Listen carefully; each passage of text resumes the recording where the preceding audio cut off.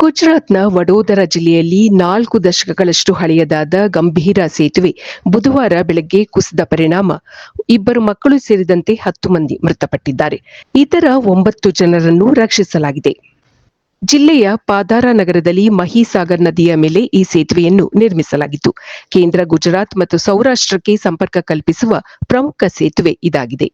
ಬುಧವಾರ ಬೆಳಗ್ಗೆ 7:30 ಸುಮಾರಿಗೆ ಸೇತುವೆಯ 10 ರಿಂದ 15 ಮೀಟರ್ ಉದ್ದದ ಸ್ಲ್ಯಾಬ್ ಕುಸಿದು ಈ ದುರಂತ ಸಂಭವಿಸಿದೆ.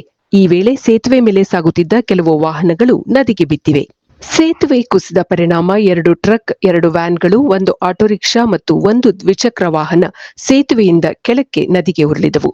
ಬೀಳುವ ಹಂತದಲ್ಲಿದ್ದ 2 ಇತರ ವಾಹನಗಳನ್ನು ರಕ್ಷಿಸಲಾಯಿತು.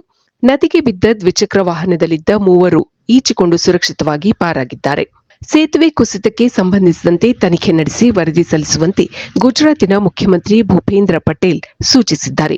ಪ್ರಧಾನಿ ನರೇಂದ್ರ ಮೋದಿ ಅವರು ದುರಂತದಲ್ಲಿ ಮೃತಪಟ್ಟವರ ಕುಟುಂಬಗಳಿಗೆ ಸಾಂತ್ವನ ಹೇಳಿದ್ದಾರೆ. ಇದು ಈ ದಿನದ ಸುದ್ದಿ. ನಿರಂತರ ಸುದ್ದಿಗಳಿಗಾಗಿ ವೀಕ್ಷಿಸುತ್ತಿರಿ ಜೀನಿ ನ್ಯೂಸ್. ನಮಸ್ಕಾರ.